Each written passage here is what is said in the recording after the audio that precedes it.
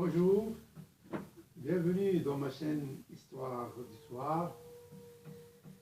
Avant de vous parler de mon histoire d'aujourd'hui, je voudrais vous montrer un petit tableau que j'ai fait, Iqra, en arabe, c'est en arabe Iqra, c'est-à-dire lit. Donc c'est un petit tableau, c'est un travail que j'ai fait il y a quelques mois. Et c'est une incitation à la lecture. Et voilà. Mon histoire d'aujourd'hui, je vais la prendre et je prends sa source du Saint-Coran pour continuer mon histoire. Dans le Saint-Coran, j'ai choisi une histoire sur le prophète Sulayman, prière et salut avec lui, avec la reine de Saba. Dans cette histoire, je vous lis ce que le Coran, le Saint-Coran a rapporté. Elle dit: ô notable, qui de vous, voilà, commence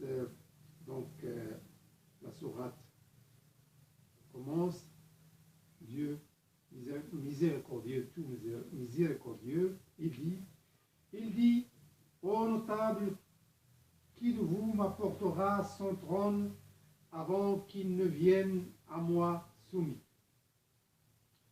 Un djinn redoutable dit, je te l'apporterai avant que tu te lèves de ta place.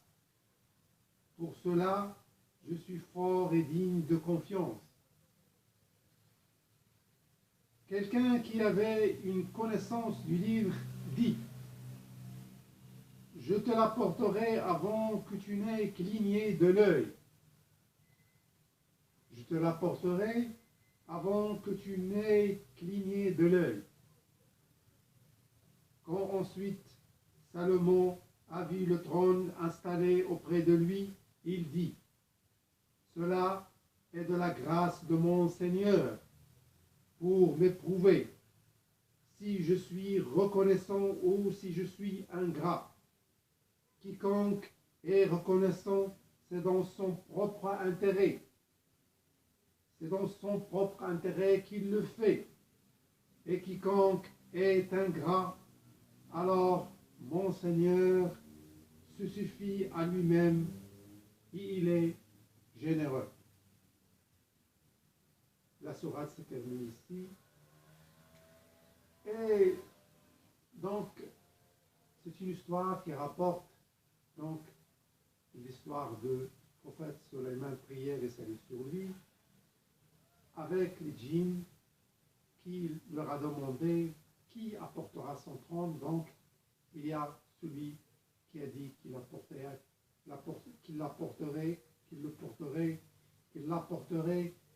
dans quelques heures avant que le prophète se lève de son trône et avec son auditoire. Et le deuxième, il est plus savant, il lui a dit qu'il l'apporterait avant qu'il y ait cligné de l'œil. Et je fais une relation avec un article que j'ai lu avant-hier d'un écrivain qui s'appelle Mokhlis Jalabi. Il parlait de cette sourate et de cette histoire du prophète avec la reine de Saba. Et il disait que, voilà, dans cette période, dans ce moment, dans cette époque, il y avait ce djinn qui disait qu'il apporterait le trône de la reine de Saba avant que le prophète Sulayman ait cligné de l'œil. En traduction de la science actuelle, cela s'appelle la vitesse de la lumière. Mais, comme dit l'écrivain, si le premier donc sa science, nous avons dépassé avec notre science actuelle, la science avec laquelle le premier djinn a voulu apporter le trône, c'est-à-dire dans quelques heures, puisque, comme il dit l'écrivain, nous pouvons, les fusées peuvent atteindre 12 000 km par heure. 12 000 km par heure. Donc, on a dépassé ce djinn. Mais pour ce qui est du deuxième djinn et son savoir, nous n'avons pas pu encore atteindre ce savoir, c'est dans quelques siècles ou dans des millénaires dans l'avenir. Donc, pour vous dire que Einstein, le grand savant Einstein, le génie, le physicien de la physique, a parlé de cela et a dit que le déplacement avec la vitesse de la lumière et le transport des choses avec la vitesse de la lumière est impossible pour le moment, et qu'il faut que les choses vont se transformer en une masse infinie, et il faut une énergie infinie.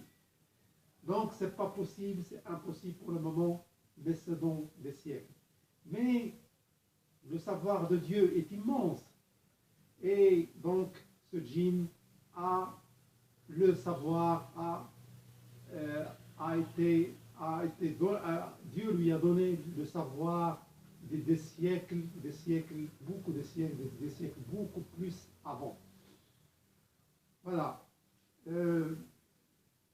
Voilà, c'est mon histoire d'aujourd'hui. Il est un peu dans le domaine des prophètes et en même temps de la science, et du domaine cosmique et de l'astronomie. Et parce que j'aime beaucoup l'astronomie et tout ce qui est cosmique, parce que c'est l'immensité, de l'univers que nous découvrons à travers le cosmos et la grandeur du Seigneur. Merci pour votre attention, pour votre fidélité. À très bientôt. Salam alaikum.